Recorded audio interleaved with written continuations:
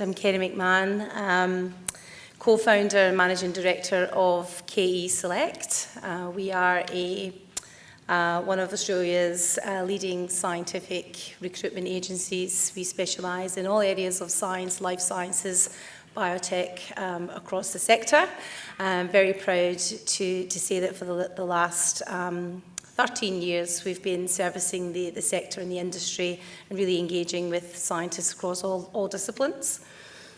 I'm here today to talk about professional branding and how important it is and why it matters, and hopefully give you guys some hints and tips and a bit of guidance in terms of putting something together that's strong and impactful and will help you throughout your career.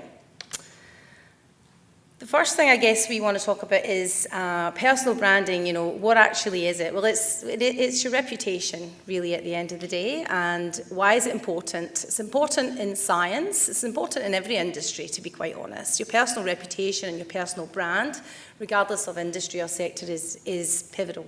It's actually the thing that will define you, what people will remember about you.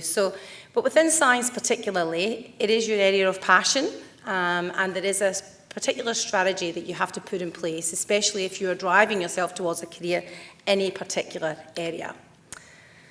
So the first question naturally you need to know is quite simply, who are you?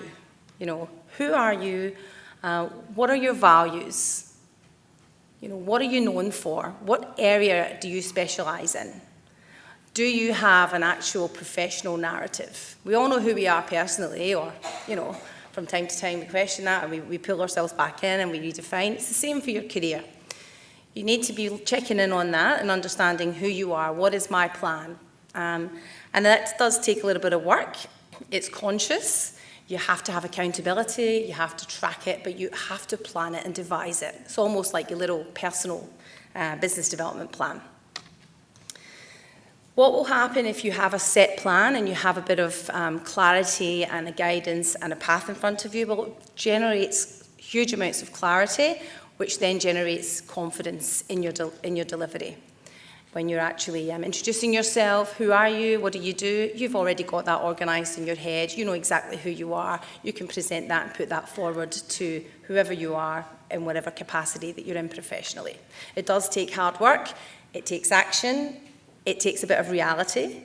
You have to know who you are. You have to check in on yourself regularly and ensure that you're building that plan and that narrative, changing it when things may change for you personally. Outcomes involved in this, you're looking at,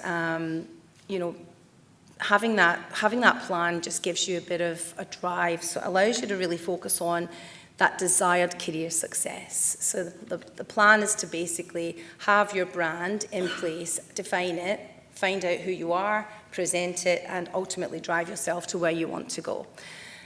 Now, one of the biggest tools that we have, and everyone is, I'm very sure aware, is LinkedIn. Is there anyone here who doesn't have a LinkedIn? Oh, that's good. That's really good news. So personal brand on LinkedIn is where it all begins. And this is probably a chunky part of my presentation, and I'll get through this quickly, Linda. Your bio, your profile. We need to have it's a professional setting. It's an attempt to put yourself out there professionally. So you want people to recognize you for who you are and what you do and what you can bring to their table. Your profile picture is extremely important. It should be a professional picture. We don't want any, glass of wine or whatever it is. These things are all very fun, but it's not for LinkedIn. So generally speaking, quite a conservative photo is usually the way to go, and something that really does present a little bit of confidence. Your bio, again, having a look at what does that say about you? Who are you? It's really important to take the time and actually sit down and work that out. And that bio should represent what are you looking to achieve in your career? Where do you want to go? You should be highlighting your key skills and activities up there. The narrative, the content, the recommendations, if you've done something great, if you've worked on a great project with a professor or a teacher or a group, ask someone to give you a recommendation. Put yourself out there a little bit, get that on your LinkedIn profile. So that strategy will allow you to then build your whole LinkedIn profile, checking in with companies that align with your plan, again, your personal brand, your personal journey. That means identifying where do you want to work in the future? What industry do you want to be in? Do you have a top 10 companies that interest you, that you're driving towards, that you'd like to get to know, that you want to be in front of? If that's the case, get onto LinkedIn, start following them, start reading about them, educate yourself. And then you're in a position to share their articles, to share their news, to share that you're part of that particular scientific ecosystem, whether it be molecular, chemistry, whatever it may be, you know. Engagement on LinkedIn is key. So again, identifying, you know, your personal journey. Who should you be connecting with? Who are the hiring managers in the companies that you want to work with, potentially? Who are people who work in those companies that you could maybe meet for a coffee and ask them, you know, how did you get to where you are? And really present yourself to them too. So all about finding out who you are. Your personal brand is massively driven by your points of difference. As I said before, your values. What is your point of difference? What do you do that's different to the next person? So really want to find out what that is, put the effort in to find that, and ensure that you are, I guess, creating that narrative throughout LinkedIn and throughout your presentation of yourself. Hiring managers and recruiters, do they look at your profile? Absolutely they do. If you go for a job, if you put your application in, you bet your bottom dollar they're on there. So I think if you haven't got it up to date, I would really stress that we sit down maybe on Sunday afternoon for a minute and get it done.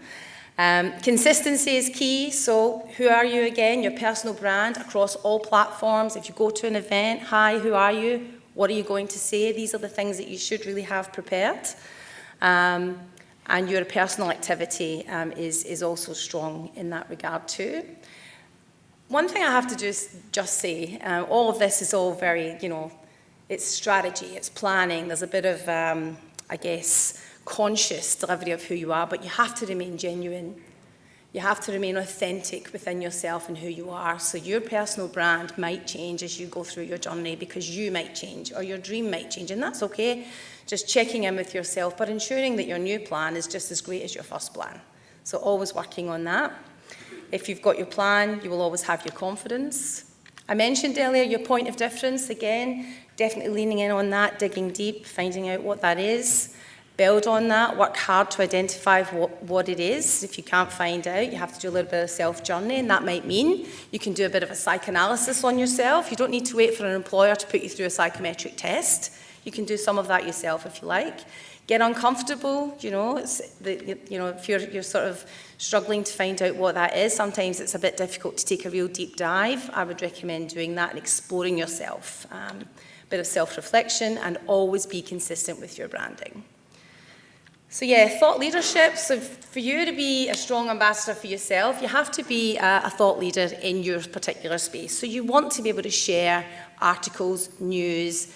You know, you want to be able to tell someone an important and exciting event that's happened within your space. Educate yourself in what you're doing. Educate yourself on your area of expertise so that you can be that person to share that bit of insight and that bit of knowledge and that bit of education. Drive your own personal campaign through LinkedIn, through events that you attend. Actually map it out and be a bit proactive in terms of how you're putting yourself forward. You know, getting to events, as I mentioned before, sharing news, but ultimately being brave. You know, having that self-belief is really important, and working on that alongside building your personal brand, in my opinion, is really important. All I can say there is to sort of wrap this part up is that the biggest thing you can do is plan, and that's for anything that we do in our lives. I think when you plan and you have a plan, you do ultimately, you know, tend to get a better outcome. So it's no different here with your personal branding. So your planning leads to that strategy that I mentioned, and I think we all need to have a strategy, and if we don't have one, it's time to start building one. The strategy will bring you confidence when you're introducing yourself, when you're standing up and getting an opportunity to talk at an event, etc. And this ultimately, in my opinion, over the years will lead to confidence. So for us, just quickly, I started my journey, very early on 20 plus years ago, let's just say. I was a microbiologist for all of about 6 months. Excuse me, guys. And eventually I wanted to get out there, and I wanted to, pivoted hugely into business development, into people, working with people. And that took a lot of self-awareness, brand recognition. Who am I? What do I want to do? And I consciously have built that up over the years and put myself out there continuously. I'm here today with the absolute privilege of being part of such an amazing sector. I love the people that drive this sector. Glenda and her team here at TRI, LSQ, all the people that are involved in what we do. But it does take a lot of work and a lot of self-reflection and who you are and who you want to be. So my team, I'm very proud of the work that we've done to build ourselves to where we are now. We're here to help you guys, so we are in the area afterwards, and we'll be floating around. But if at any point you do want me to extend on this a little bit, or you want a bit more information, please feel free to check in. I'm always open to a conversation. So yeah, that's me. Thank you.